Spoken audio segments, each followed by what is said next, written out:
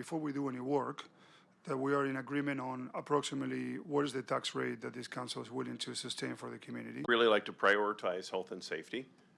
Anything else I think is optional. To Mr. Farrell, tell me what's the highest amounts that we pay in our property tax? What is it allocated to? Is it to police and fire? Correct. Going to 2.5%, that means that we have to cut $1.3 million from the budget. 1% tax increase for White Rock is about $350,000. There's very little room, Councilor Manning, on protected services. Not much room on the 1% either, so we get the bill, we got to pay it. I appreciate that, CEO Ferrero, but there's also a human cost to tax increases. The vast majority of our budget is in labor. So if we want to get down to that number, then it would definitely mean a drastic reduction in services. Looking at the 2.5%, knowing that 75% of our budget is labor, it would be definitely service cuts. I think it's important to know that we're not adding anything new. This is purely to keep services at the same level. I just wonder about the direction to staff, the 5.41. Are we set at 2.5 for them to show the difference and what services or jobs have to be cut? So do we have direction? Okay, all those in favor? Opposed? Motion carries. No cell phones. I'll just put a motion forward. We have 10 grand for the open house. I'll ask if you would consider a friendly amendment. Instead of 10,000, that we make it 30. It's been moved in second for the $10,000 for the open house. All those in favor? Opposed? So motion carries. It's something that many other cities have. Most other cities have some form of EDAC, so I'm not looking at anything terribly technical. Simply having concerned residents, BIA, Surrey, maybe the Surrey and White Rock Board of Trade, business owners, basically what we can do for business in White Rock. We have a strategic plan, and we put our resources behind that. And I think by the time you form these committees and actually go to meetings and actually return back to council with recommendations, I don't know what you're going to accomplish before the summer. I would say refer it to the next council because then they can set up their strategic plan. But I just think it's too late in the game. There's already a waterfront enhancement strategy and an economic development strategy that has been put in place that council has been executing.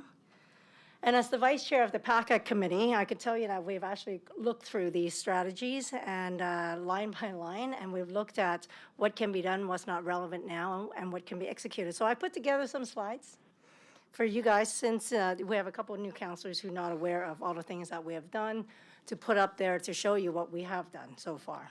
The Marine Drive OCP reviews, just so you know, this is one of council's strategic priorities. Also, set this was important. This is a big one. Everyone talks about this one. It's the EDAC. They submitted a report. Okay, so PACAC supports sidewalk beautification. Said the coastal corridor expansion. So EDAC.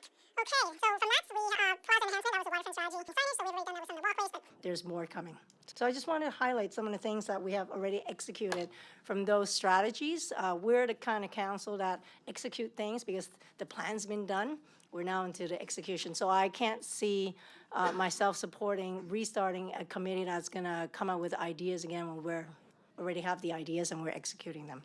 I'm thinking that there would be a little bit of redundancy just based on even just that presentation that Councillor Chung went through. There's redundancy with the BIA and trying to have the city try to do the same thing. Scope creep is one of the other issues that comes into play too.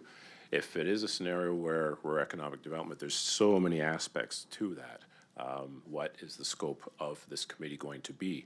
Resource demands, of course, trying to get anybody in staff to spearhead something like this and get anything put in place is also going to be pretty close to being impossible just based on the current demands that they do have. So I just want to advise council before you vote into this creation of these three committees, that we do not have the resources to be able to accommodate these three committees. Finally, I have no budget for any of these committees. I'll go back to what I originally said is by the time you create these committees, get them rolling, the last one's going to be in July. What are you going to accomplish?